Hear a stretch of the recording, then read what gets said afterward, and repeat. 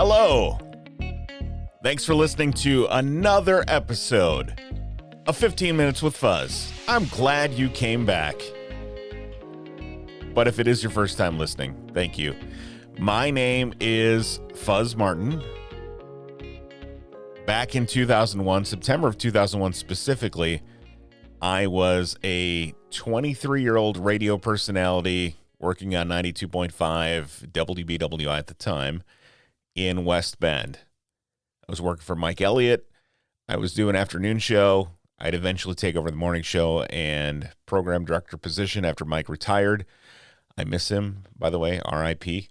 But now I am the Chief Strategy Officer at Epic Creative in West Bend. I'm also the Vice President of the Board of Directors for Kewaskum Remembers 9/11 Inc., which is the nonprofit that runs the Wisconsin 9/11 Memorial and Education Center right here on US 45 in downtown Kewaskum. On this week's episode, as we lead into the week ahead of the 20th anniversary of September 11th, 2001, I'm joined by Dustin Melzark, an architect and construction manager for Lakeside Development. He's also the secretary and we'll call him the project manager behind the Wisconsin 9/11 Memorial. He's also native of Kewaskum, and he joins me this week to talk all about the symbolism and Easter eggs that you'll find at the memorial.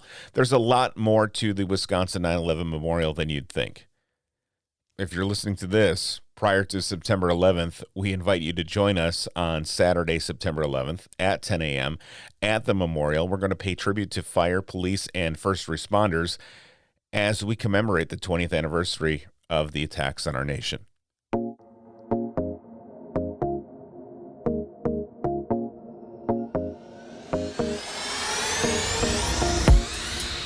The Wisconsin 9/11 Memorial was dedicated just a few months ago, June 13th of 2021. We had a big event. Governor Evers was there. The Haberman family was there.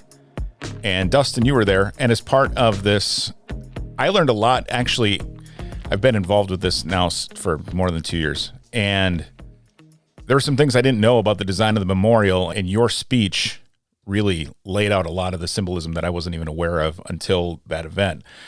Tell me how you got involved with the memorial, and then we'll go into what all the symbolism of the memorial means. Sure. Larry Amel, who's sort of a local legend, recruited me in the fall of 2014. He was a retired Kewaskum High School music teacher and had been there for decades. So we knew each other from Kewaskum High School, and then he also knew my family. When he initially approached me for this idea of a 9/11 memorial in Kewaskum, he explained that the Port Authority of New York had granted them a steel artifact and needed help further defining their idea into a memorial space and an actual memorial in Kewaskum. So there was another artist involved at the beginning, right? Correct. Yeah, there was another Kewaskum High School alum, David Iyer, and he had developed an idea he titled Artifact. And this idea highlighted the beam itself, and they had received a steel beam that was from a lower section of the North Trade Tower. And that became the center of the memorial as it stands today. The memorial itself moved, too, from when it was first going to launch. It was going to be in front of the fire department. We realized that was going to be a logistical issue. Well, we didn't realize it, but we were educated on how it would negatively impact the first responders. Mm-hmm. And that's definitely something that we didn't want to do. And I think initially, this idea just was an idea, and they were supporting it and kind of playing along. But as it gained momentum and we put up a sign that said future home of the Kewaskum 9/11 Memorial, it got to be really real. So these issues came to light, and we acknowledged that it was going to be an issue and worked with the village and found this secondary site, which I actually think is a much better location for the memorial. I agree. There's plenty of parking over by the memorial now. It's in a nice prominent spot where the traffic's not driving quickly past it because there's stoplights right there. There's the coffee shop, the coffee corner. Well, it's in the heart of town. It's in close proximity to all the local schools and churches and businesses in town. And had we been out by the fire department, yes, it's still in town, but it's not in the heart of Kewaskum. And I really think that the site that was there before was really just for the annex, and it was just arbitrary green space. Yeah. That green space now has a lot of meaning and symbolism behind it, and it's going to be a draw for tourists from all over the state. Yeah, tourists, students. Every time I go past there, even though it's like 98% done, it'll be 99.5% done once by the time September 11th gets here. But every time I go past there are people at the memorial. They're reading the signage. They're looking at all the different pieces, and I always want to stop and tell them all the things that they're looking at. But if I did that, But it's like it's set up as a Easter egg hunt of information that's sprinkled throughout the memorial. The more that you read, the more that you learn. It's just fascinating how those layers of symbolism and layers of detail emanate from the steel itself out to the learning stations and out to plants that are planted within the space itself. So it's really, I think that's one of the fascinating parts of it. It's set up for discovery and for you to spend time there. And quite frankly, I think that the memorial itself, I might be a little biased because I was involved for such a long time, but it's a beautiful space, and it's a space that I think is more beautiful than some of the major memorials throughout the country. Yeah, and it's I right agree. here in Kewaskum. Yeah, it is a great centerpiece of our village, and it became so quickly. It's only been up and open for 3 months at this point. Let's talk about that steel. That was a relic, they call it, right? That came from the Port Authority in New York. On our website at Wisconsin911memorial.com, if you go to the site, you can click through the education side of things and see there are actual photos of the beam still attached to the building. But talk about how it's situated and how it's incorporated into the memorial. Well, the incorporation into the memorial is really meant that everything is centered around it and ripples from it, which is sort of going back to that idea of the circular memorial where everything is emanating from that center point. The way that David Iyer, the artist who came up with this concept, is that it's actually positioned naturally. If you were to take the center of gravity and hold it on a string, that's the way the steel would rest. And then we positioned it so it was pointing towards New York. And then initially we worked with a structural engineer to make sure that we could actually get this piece of steel to stand upright. It's a 2-ton piece of steel, and I mean the foundation is pretty massive below grade. But then we worked with carpenters to make sure it could be built, because it's, taking a solid piece of steel for that base and welding it and making sure that it's going to come together the way that I drew it in SketchUp is a lot to ask. So initially we made a wood mock-up, and then that wood mock-up was taken to the fabricator, and then the fabricator cut the pieces basically by tracing the plywood that was cut out and put together. And then they took all that and fabricated it together. And it's actually pretty fascinating, because I don't know how many listeners have welded or put together some steel, but it's a work of art. Yeah. And it's beautiful.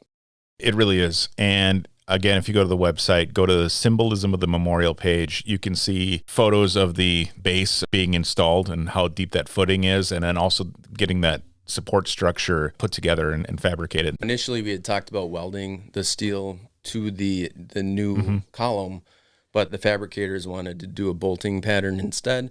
And that's kind of the thing that, as a construction manager, you kind of let the project evolve, but ask questions along the way. Yeah. So the volunteers and the skilled craftspeople that came together to help us put this together were an integral part of the success and the way it is presented today. I mean, we couldn't have done it without them, and it wouldn't be nearly as special without everybody who stepped up to help. Yeah. And there are a ton of people that were involved in getting that to go. And it is beautiful. And it is the centerpiece of the entire memorial.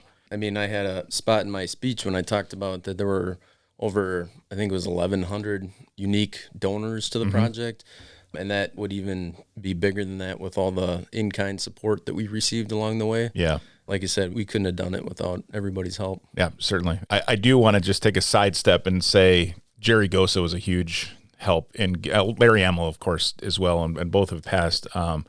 Jerry was the one who came knocking on my door and asked. Jerry came knocking on almost everybody's door. Yes, I'm sure if you're listening from Kewaskum or nearby even, Jerry's knocked on your door. But he helped whip up a lot of the support and get people going. Well, what's great about Jerry Gosa, when I initially started in this project, he had come off of another fundraising campaign for another local project.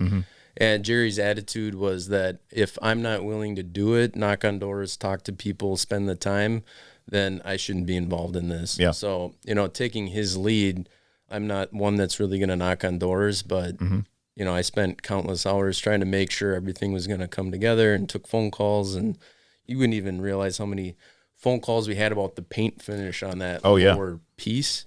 And that's extended into other parts. But yeah, Jerry Gosa was a fantastic leader and led by example, which was really great to see and humbling to watch someone like that just do whatever they could to get this off the ground. Yeah, he had a passion for it and cared about it, and we all miss him. So thank you, Jerry. Let's talk back to the steel. It's on a foundation that's shaped like a pentagon, which is a symbolism in itself, but there's more to it than that.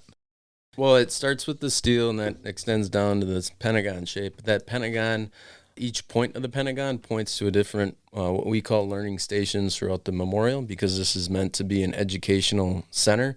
Then the first one points to the amphitheater and the teaching podium. The next point is to the flight map. And the next one goes to a sculpture titled Ascension. And then the next one points to a victims learning station, which is being developed as we speak, and it might actually be done because I think you're working on that. Yeah. It's being printed as we're talking and should be installed hopefully by the time you're listening, or at least hopefully by September 11th. And then the last one was the Twin Tower sculpture, which, again, has a lot of symbolism behind it. Yeah, those are trellises. Next year, I believe the sweet autumn clematis will be growing on that, and that blooms in September, which is another piece of symbolism for all of this. Really awesome how that all comes together. Let's talk about the teaching podium. When you look at it, there are these tridents that come up, and they're pretty recognizable if you remember the imagery of September 11th. Yep. So the base of that teaching podium is meant to remind visitors of the tridents that were the signature architectural element of the Twin Towers. And we partnered with Mark Harrigus of BMH Manufacturing, and he put countless hours in and coordinated everything and somehow fabricated those to look as beautiful as they did. Yeah. Cool. I bet you he has hundreds of hours into those legs, but yeah, they're beautiful, and they have some ingrained symbolism to support this teaching podium, which is meant to allow educators to convey the meaning behind this memorial, and not only what the different symbolism means, but what it meant on a larger scale. Also, we have photos of those being fabricated. If you're into the construction side of this, if you go to the symbolism page on the website, you can see that as well. That auditorium has a big quote on it, which is really prominent as you look. Yeah, it's "No day shall erase you from the memory of time." It's prominently displayed on our memorial. It's also prominently displayed in the New York Memorial. So it's a way to tie the two together and add a layer of detail and symbolism in the amphitheater itself. One big part of the memorial, a huge part of the memorial, is the veterans area, which is a tribute to the Army, Navy, Coast Guard, Marines, the Air Force, and dedicated to veterans from Washington County. If you may have remembered seeing the news stories from a couple of years ago, the funds raised for that were from an organization called Forever Honoring Our Washington County Veterans, which was led by County Executive Josh Showman and Justin Reichert, who is a U.S. Army vet. He enlisted actually the day after September 11th, and he's a bronze medal recipient, also married to Ashley Reichert, our county clerk. But they raised, between Forever Honoring Our Washington County Vets and Josh Showman on his own, they raised a ton of money for our memorial, and we appreciate their dedication to doing that. And the veterans area looks just gorgeous. And if you remember, that was actually one of the benefits of moving locations. We had more room to do more and add this component, which was a really strong tie and something that Gordon had always wanted to do in some fashion. And it was also one of the first parts of the memorial that was completely finished because it was kind of the cornerstone of the entire development. Everything kind of evolved from that. But it really allowed us to accelerate our efforts in getting the memorial finished. Yeah, and there's also a bench in there dedicated to a Medal of Honor recipient from the Korean War. His name is Einar Ingman Jr. He was from Kewaskum. He spent some time in Kewaskum. Well, that bench had previously just been located down the street in front of another building in town. And Tom Fabitz actually brought up this idea of integrating this bench. So there were a lot of cool things that happened as this concept evolved. Yeah. And it almost stitched Kewaskum to the memorial because we were able to integrate this bench and we were integrate this memorial for local veterans, not just locally, but nationally. And I think it's a really wonderful thing that happened. Yeah, I agree. And the tie-in to the military from September 11th is a big factor as well. So it really all comes together in a beautiful fashion. I really recommend you go out there and spend some time there if you have not been there yet, or if you've only driven past and haven't had time to actually soak it in. A few other pieces to the memorial. We do have the survivor tree. Tell us what that is. The survivor tree was the only tree in the World Trade Center Plaza that survived the attacks. Clones of the survivor tree were made and are actually present in this memorial, and it was a gift from the 9/11 Memorial Museum in New York City. We had them tagged out there. We actually removed those. Yep. But we're making signs to indicate which ones they are, yep, so visitors can recognize them. But yeah, there's a strong tie between that actual tree in our memorial and the memorial in New York City, and the day of the attack. There's a story on the 9/11 Memorial website about the survivor tree, and you can read that whole story on how that came to be. And if you just search for the survivor tree, that'll come up. Another tree in the memorial is the swamp white oak. And you'd think it's an oak tree that's in the middle of a field, but tell us about that. That oak tree in the middle of the field was planted exactly 754 inches from the Memorial Center, which is how many miles exist between New York City and Kewaskum. And that swamp oak is reminiscent of the oak alley on the 9/11 Memorial Plaza in New York. So again, we have another tie back to New York. And these trees were chosen because they're native to all three areas attacked on 9/11. So that ties together New York City, Arlington, Virginia, and Shanksville, Pennsylvania. And it's also a symbol of strength, morale, resistance, and knowledge. So again, there's a really deep meaning as to why that particular tree was chosen and why it's in the middle of a field exactly. 754 inches from the center, which, we haven't surveyed it, but that was the intent. Back to the way the steel is pointing. So I didn't know that, and I also didn't realize that the steel, New York isn't due east of us. It's a little bit southeast of us. And you, growing up, you just think it's east, and then when you see it, it's like, oh, that's actually... So I actually looked on a map because I was one of the ones that had to figure out where that was. So to try to figure out where in New York is, and then to trace that back locally and then back to the site, you really had to make sure that you weren't going to mess that up. Sure, right.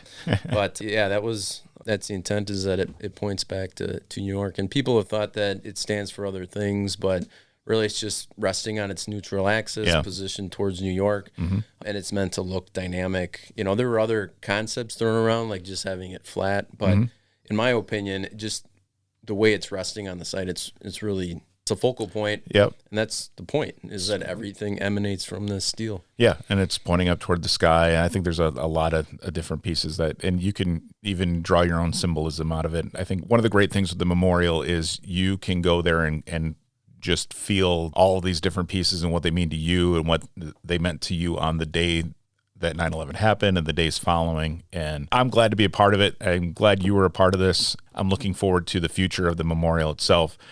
We have an event coming up on Saturday, September 11th. It's at 10 a.m. It'll be honoring fire, police, and first responders for the 20th anniversary of the attacks on September 11th. It will be hosted by Kewaskum Police Chief Tom Bishop and Greenfield Fire Chief John Cohn. They'll be our speakers, and we'll also have the Kewaskum High School Band there, as well as some other great things going on with the American Legion and others. So join us for that, September 11th at 10 a.m.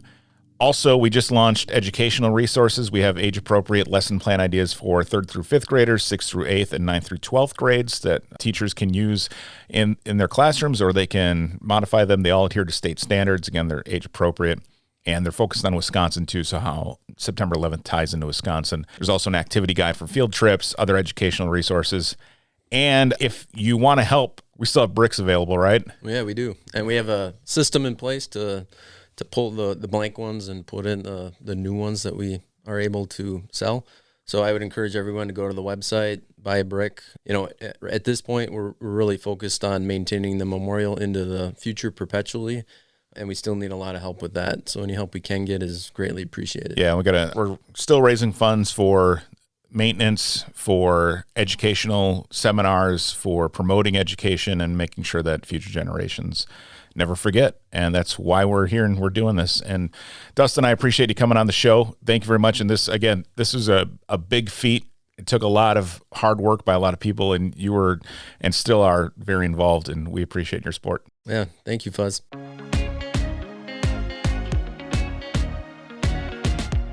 Thank you so much for listening to 15 Minutes with Fuzz. Again, if you're listening to this right now and September 11th is coming up, be sure to join us at the Wisconsin 9/11 Memorial on Saturday, September 11th at 10 a.m. If you're listening after that, we had a great event.